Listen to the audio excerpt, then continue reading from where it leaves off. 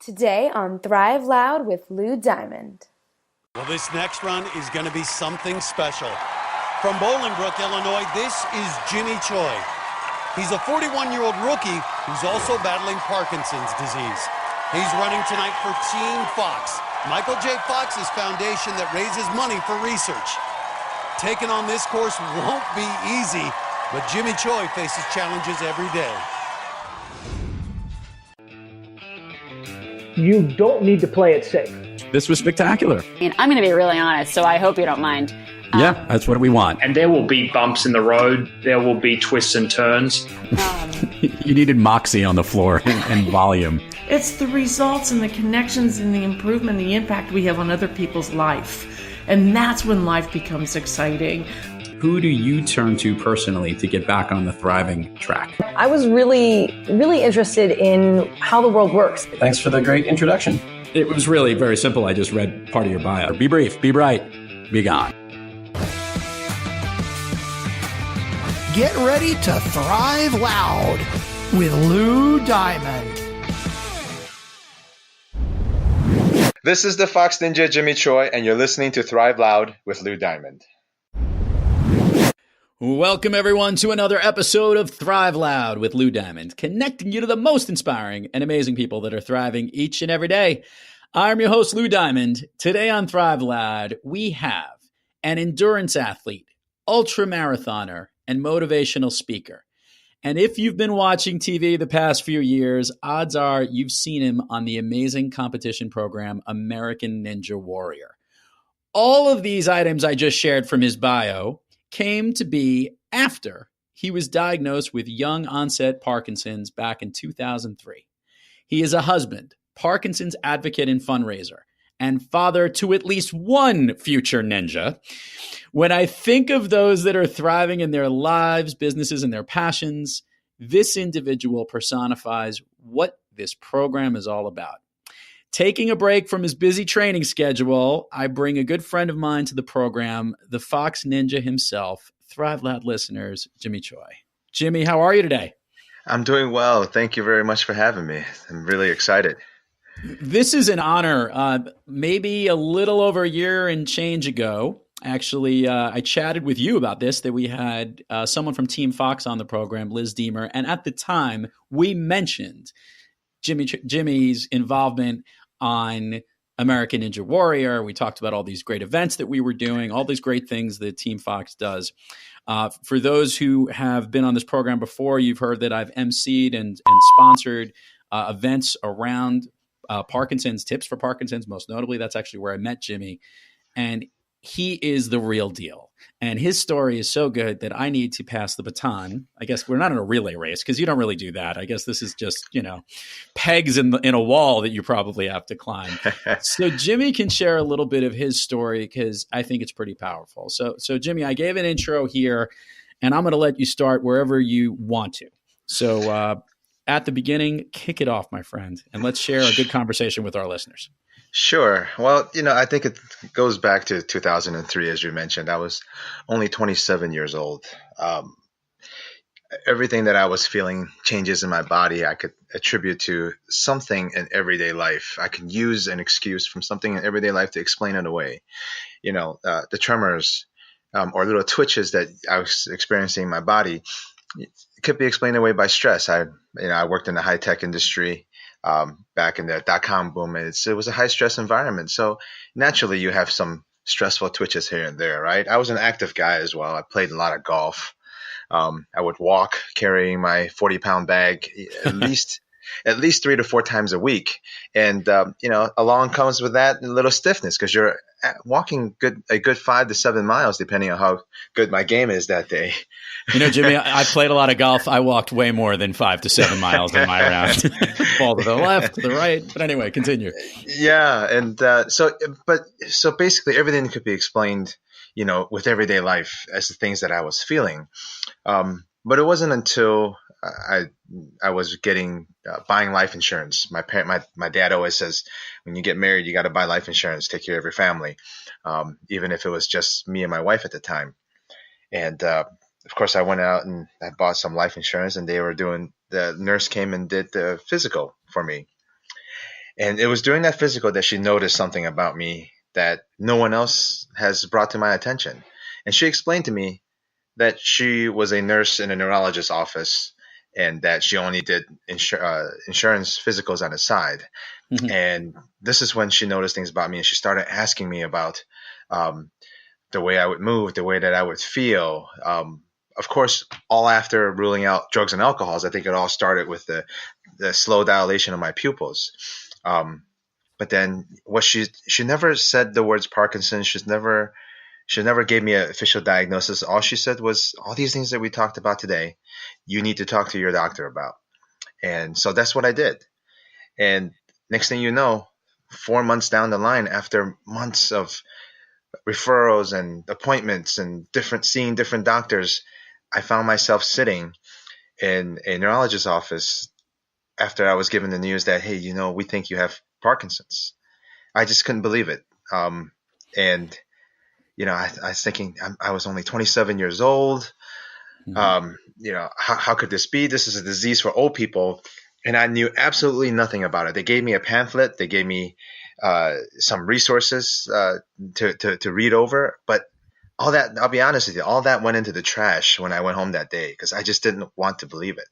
Jimmy, let me interject for a second. Not only wanting to believe it, did you even want to talk about it? No, absolutely not. I didn't even tell my wife about this. As I was going through the steps, I was so sure nothing was wrong. I didn't even tell her about it. Wow. And even after the diagnosis, I continued to withhold that information for another 3 months. And it wasn't until I absolutely decided that I wanted to start taking some medication, then I had to tell her, because then she'd be wondering, what am I taking meds for? Mm-hmm. Well, just out of curiosity, because I know that she's like your high school sweetheart, if I recall, I've met her. She's delightful. What was her reaction to your diagnosis? So when I finally told her, it's one of disbelief, for what I recall. I mean, I'm going to be honest. There's a lot of things that happened during that time that I've blocked from memory because it's just it's just a time that I want to forget. But it was just disbelief. Are you sure? Have you gotten a second opinion? And the answer to that, yes, was of course I did. So what's next? That was a question she asked. What do we do from here? And to be honest, remember, I never opened those pamphlets. I never educated myself on the disease. I just thought, you know what? I start taking the meds, I would feel better, and all of this goes away. So here you are with young kids at the time, right? I believe, when you were diagnosed, or No, we didn't have kids yet when I was diagnosed. Okay, didn't even have the kids yet at that point. All right, so now you continue to live through this. You have kids, and at this particular point in time, are the symptoms getting progressively more visible and worse? Yeah, for the next 7 or 8 years after my diagnosis, the symptoms got worse over time.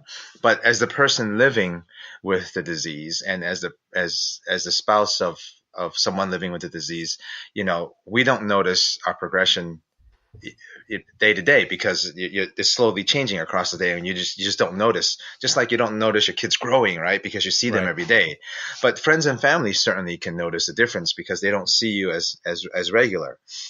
So for me, since today is not much different than yesterday, it just didn't feel like much was changing for me. I was adapting to living with walking with a cane. I was adapted to living with losing my balance. These are things that just happen. It's become the norm.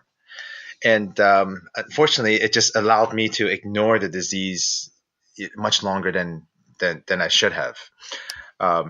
So Jimmy, I wanted to ask this question. At what point did you start to address the disease, and what part did you start to recognize a change of the things that you might need to do to not only recognize it, but maybe even embrace it a little bit? It was in 2010.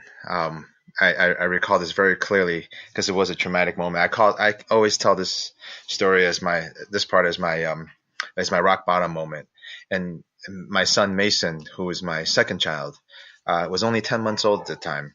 And because of my inactivity and because of the state of the progression. I was walking with a cane. I was about 240 pounds, and I was carrying my son Mason down the stairs, and we both fell. Wow. And it was at that moment that I knew something had to change, because I looked up. My wife and my daughter both witnessed the fall, and I looked up from the ground, looking at the horror on my wife's face, and just the reaction from my daughter. I looked up and I knew that I wasn't helping my family. I wasn't helping Cheryl raise this family that we want to raise. I was becoming a burden to the family, and that has to change. And that's what started my initial desire to want to do better for myself and for my family. So as you got to this stage, and by the way, thank you for sharing that story. I know how hard that must have been for everyone, your wife, your kids, and yourself. As you started to saying you needed to do something, what were the avenues that you looked towards to try to figure out, well, what can I do? The first thing you think about was, the cure's got to be out there, right? People don't know it because they haven't looked hard enough. And I was going to be the first to find it. So I turned to the internet, right? You search, cure for Parkinson's, and I was going to be able to find it. But of course, I couldn't find it. Of course, it's not out there because there is no cure for Parkinson's. I knew I wasn't smart enough to find a cure myself. I certainly didn't have the means to fund it, right? But what I did notice during my search was there are information out there from organizations like the Michael J. Fox Foundation, like the Davis Finney Foundation. There's a lot of information to help people with Parkinson's live the best that they can. There's information to help them educate themselves. But more importantly, there's resources like clinical trials and information to clinical trials that I had access to. And many of them, from what I read and what I noticed, is that they were all starving for participants. And that's how I was going to help. I was going to give up my body for science. My wife calls those first 8 years those dark years, and she's not too far off, because there was a lot of depression. There was anxiety, and there's just self-doubt and internal battles within myself to whether or not exactly what I was doing is right or wrong.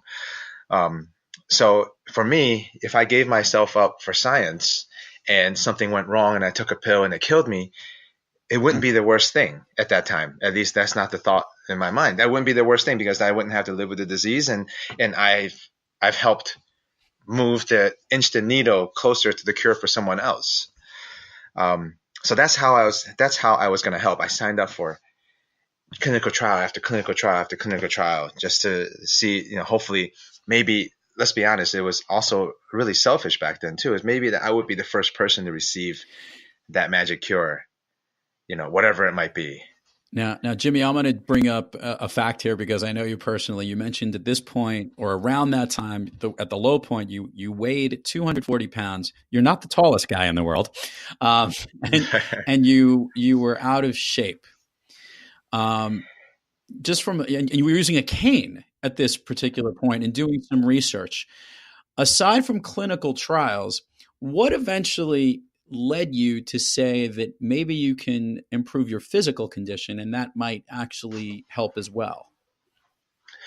Well, it was during these trials that I've noticed there's something that's in common, right? Whether it's and all this information that I was gathering, there's always something in common with everything surrounding treatment for Parkinson's, which was physical activity. Every one of these trials I had participated in have some type of physical component, whether if it's just a questionnaire asking you how much exercise that I do on a daily basis, or where I was actually being prescribed physical therapy, or I was being involved in forced movements, and taking part with some physical activity. I realized that the more that I did in these participation trials, the better I felt. So I started taking that into my daily normal lives, the things that I was doing that was making me feel better. Like, for example, we were doing a lot of walking on treadmills at one point, and there was a lot of forced movements on stationary bikes. And I noticed that I would feel better a short period after that. So I started doing a lot of that myself at home.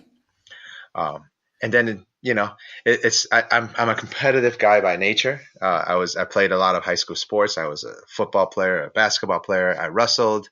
As I mentioned, I played a lot of golf. I was a competitive guy. So once I got, moving again, I was able to walk once around the block. I'm like, you know what? I bet I can do 2 times around the block this week. And I just kept pushing myself. Next thing you know, I was jogging, and next thing you know, I was running. Now there's running and there's jogging and there's walking, but then there's competing. So when was the first time that you actually competed in something of any distance or any type? It was a race, as I remember. Yes, so it was 2012, and I was building distance, and I saw my brother-in-law. He was running a lot at the time, and they were signing up for all these 5Ks around. And then I'm like, hey, you know what? This is something that I can do. Maybe because I've never done a 5K up to this point, by the way, in 2012. So I decided, you know what? I'm going to sign up for a 5K, and I'm just going to go ahead and I'm going to run this thing and do the best that I can. I went out there and I kept up with my brother-in-law, who has been running for a while now. And in my first 5K, I did a lot better than I thought I could, and a lot better than I thought I would. And that got my competitive juices flowing, I think. So I started signing up for more races, and I tried to beat my time. I was competing with myself, but ultimately it got to the point where I could become competitive in my age group against, other people, without Parkinson's that are running in the same races. So I think my competitive drive took over from that point, and I just kept pushing myself. So pushing yourself is one thing. As I'm looking at some of the stats here, you started your first 5K in 2012. What else was the first thing you did in 2012? Well, in 2012, I also completed my first half marathon. Okay. And then immediately when I crossed the finish line, I knew I wanted to run a marathon. So I was dumb enough, and some could say smart enough or dumb enough at the same time, to choose the Chicago Marathon of 2012 to be my first marathon, which was only 4 weeks after that first half marathon that I ran. Oh, wow. How did that go? It was tough. And I'll be honest, I actually did. I was able to hit my goal. I wanted to run the entire marathon under 4.5 hours, and I was able to do so.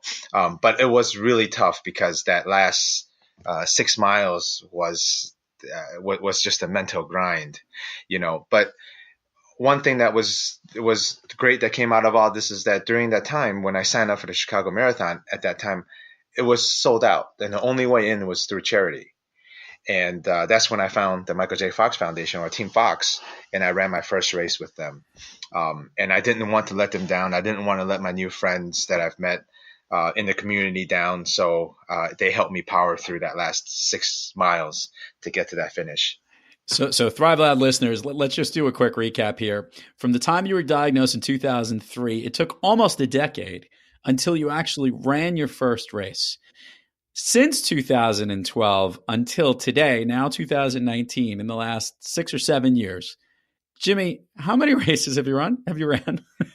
I've done 1 ultra marathon. I've done 15 marathons, 103 half marathons, countless 5Ks, 10Ks, triathlons of various different distances.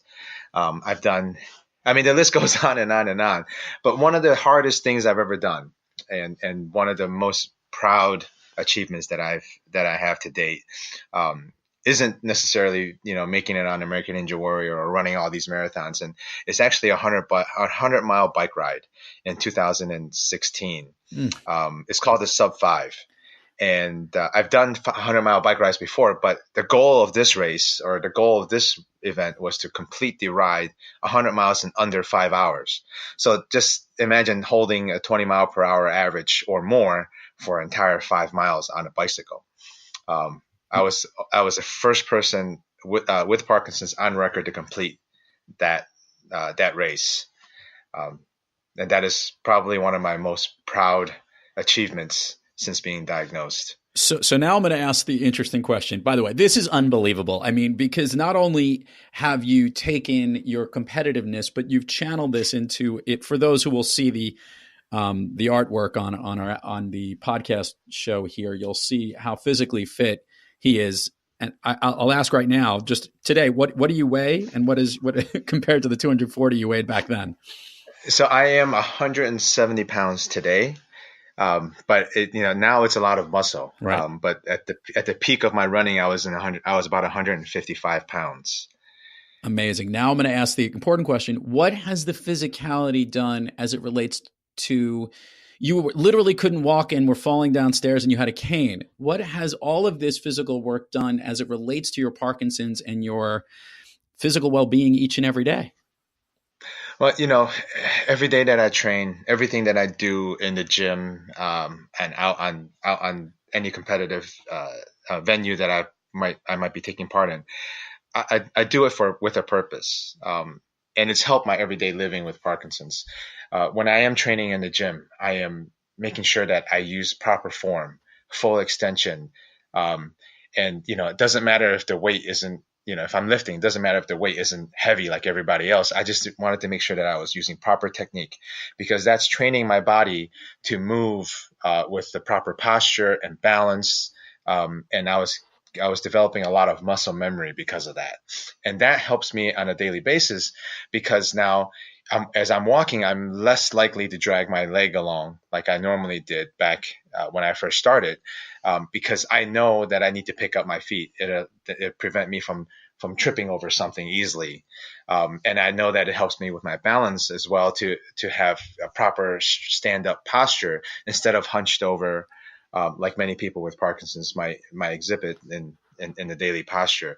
So these are things that I'm learning in the gym that's helping me on a daily basis. And one example that I like to give, and my wife thinks I'm crazy, is that every once in a while, for no reason, I'll just start doing burpees, mostly at home. Right. But if you think about it, as a person with Parkinson's that's always falling, I needed to find a way where I can control my fall safely and then get back up.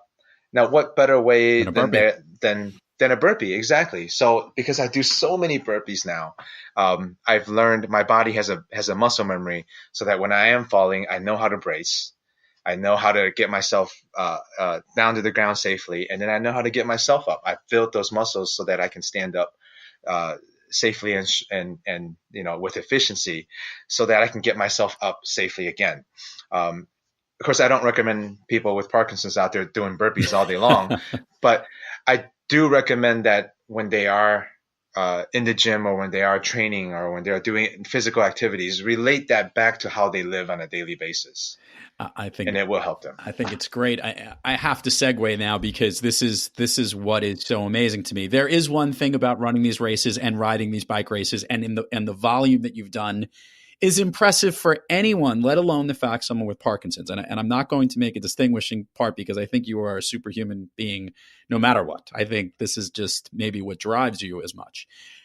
The American Ninja Warrior competition is one of the most unique things ever. Can you explain how that came to be and how you ended up competing on this program? Because this is not only the same type of competition, and related to balance. For those who've seen this program, some of the feats that are on these shows and some of these obstacles are just unbelievable for any human to do, let alone someone who has a condition where balance is in question.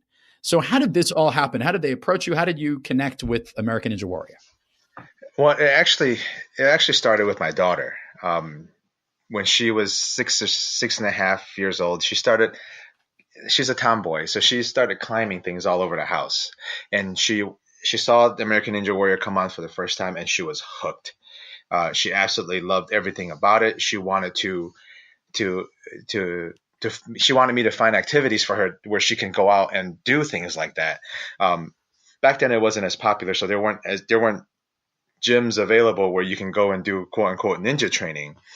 So then she would just climb the house, climb the door jambs everywhere around the house. And every year when the show comes on, she would look at me and say, "Dad, I think you should try because you're fit. You can run for miles and miles and miles. You can do this." And every year I give her excuses.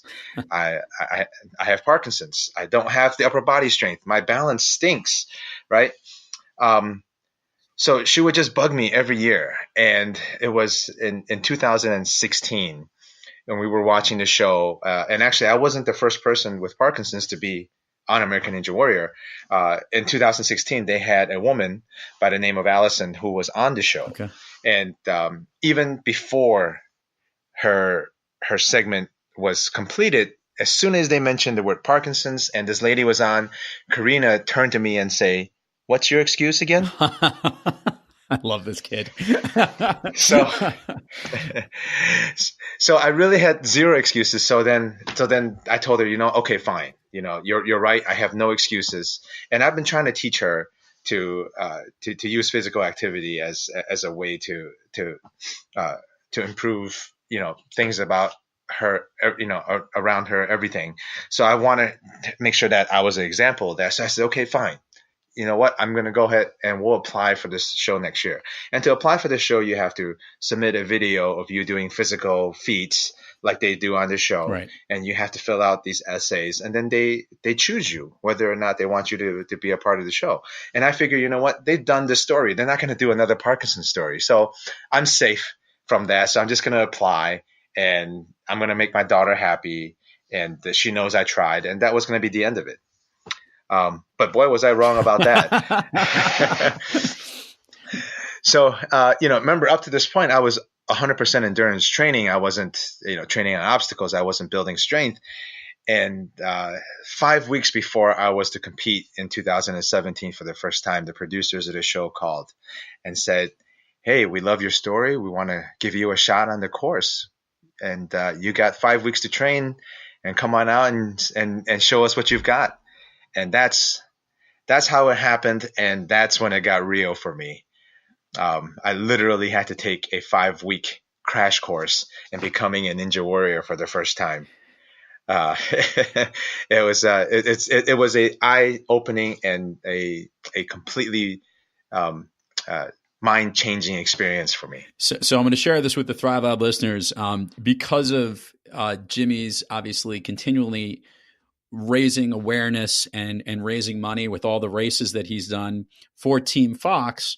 When this happened, there was a huge social media push across every channel you could possibly imagine. Anyone connected to the Team Fox or the Michael J. Fox Foundation pushing and saying, you got to go check out that Jimmy is going to be on American Ninja Warrior. Some of us, by the way, were in watch parties for this, by the way. Even, I just want to ask this question because this is not many people get the opportunity to do this. How scared were you when you first were approaching that first obstacle? Man, it was terrifying. I always say that it's the most terrifying thing and yet the most exciting thing I've done at the same time. But I got up there and the first thing you'll see is exactly how big these obstacles are. They don't look that big and terrifying on TV. But when you're there in person and you see how wide apart the first obstacles are the floating steps, right? And you see how wide apart they are and how steep they get and how high they go because you're moving up on an incline. And then it's not just that. Every step that you get, you're moving higher and higher above the water, that's below you. Right. And then every obstacle that you look down the line, across the entire obstacle course, you see that it gets higher and bigger and higher and bigger. It's just very terrifying. But once you get up there, my wife, the very first year, my kids and my wife, they wrote, notes of inspiration on my arm in Sharpie and magic marker. And that calmed me down a little bit. And all the audience and the lights and everything just faded away when I took my foot off of the safety of the starting platform. Right. And by the way, Jimmy, now you've been on this show for 2 seasons, 17 and 18. I know as we speak right now, we're recording this in early February, and you're making plans to compete for this season? Absolutely. So every year, it doesn't matter how many times you've been on the show, every competitor has to resubmit for the show. So I've gone through the submission process for this year, and I am continuing to train. as if I will be competing until they tell me otherwise. We should find out. We will always find out, depending on the city that we compete in. We will find out usually 4 to 5 weeks before then. So I'm anticipating to compete in one of the Midwest cities, which as of right now have yet to be announced. But until those cities come and go, I'm going to assume that I'm going to be a part of it and train like I'm going to be a part of it, and try to. My goal is to get as far as I can, and that for me this year is absolutely minimum getting through the city qualifiers. So I'm just going to do what I like to call, I guess, a collective community here, Jimmy, because I think there's an important message here, and not just in your impressive physicality. You started off really feeling alone when you learned about your diagnosis, not even sharing it with the closest person on the planet and your wife, and obviously keeping it a tight knit group with your family. And then as time went on, it grew and more people eventually knew about it. And then you found a community in the sense of in Team Fox and all the spirits, from the first marathon run to that growing, all these events that you've been on, these hundreds of races where you have friends who you run with, friends you bike with. And now there's a community, as I understand it, I know, within the Ninja Warrior world, which is not only meant around for yourself, it's helped you grow and globally for people to see who you are. As I also understand it, it's probably brought your family closer together. Can you share a little bit about who else is competing in the Ninja Warrior program? Yes. So, you're absolutely right. The community that I've surrounded myself with throughout endurance racing and, of course, Ninja Warrior community has been incredible. My daughter, who was, as I mentioned, was really into the show and really encouraged me to apply. She was competing long before I was, but back then there was no avenue for the kids to show off their skills, at least not on a national stage like the adults did. But this year, in 2018, for the first time, American Ninja Warrior released a version of the show for kids. It's called American Ninja Warrior Junior. And my daughter was selected to compete on that as well. She already competed in 2018, and she did absolutely incredible. I couldn't be more proud of her. She gave it her all. She hit a buzzer, which as the host said on the show, is more than her dad did to this point. But I'm gonna fix that this year if they let me back on. But she's been competing in that, and actually this coming week is the national finals for the ninja leagues that ninjas compete all around not just the United States but around the world, and she has once again qualified to go to the finals, where she finished 8th last year in the nation. She's going to have another shot at the national championship, as will her old man for the first time. I will be competing in those finals as well, actually, this year. Well, this is so awesome. First of all, Jimmy, to have you on.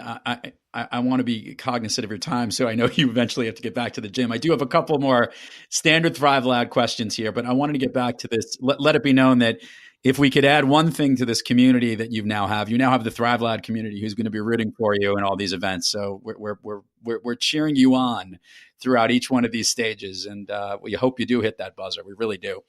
Let's do this right now. Share all the places people can find Jimmy Choi, your stuff. You have websites, links. I want to make sure that everybody gets that information as they're listening here.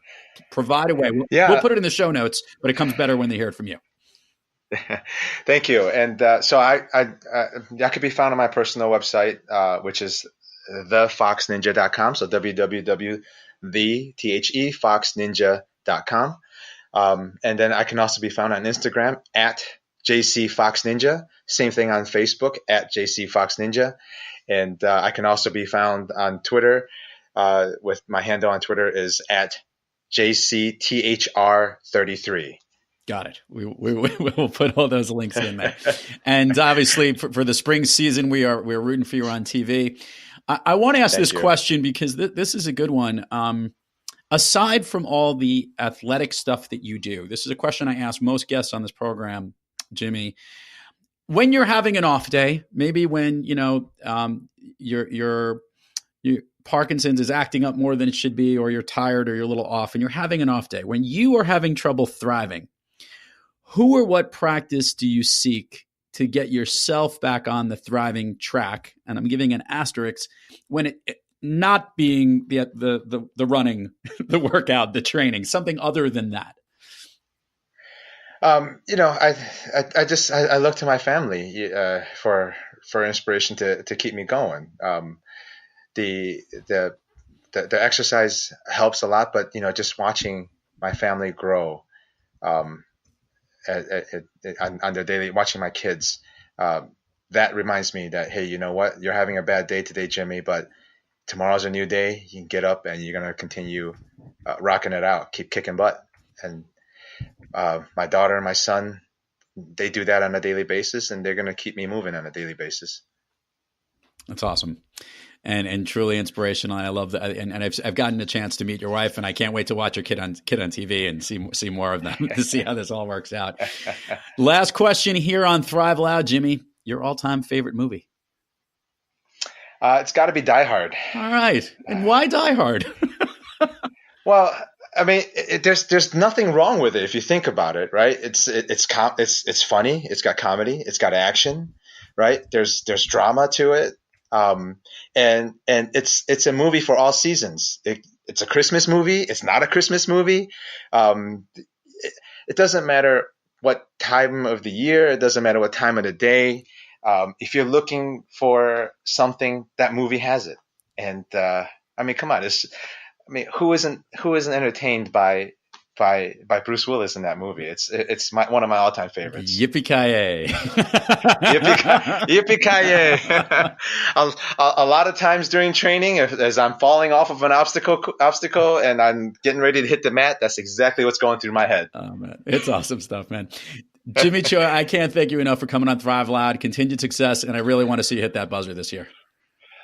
Thank you very much, man. It's been a pleasure, and I really appreciate the opportunities especially to connect with your community here as well. Thank you. You got it, my friend. And to all our Thrive listeners out there, thank you for joining us. And until next time, keep thriving onward and upward. And remember, be brief, be bright, be gone.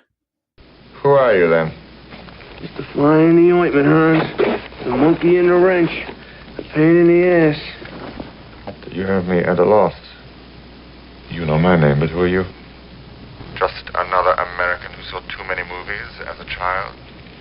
Another orphan of a bankrupt culture who thinks he's John Wayne, Rambo, Marshall Dillon.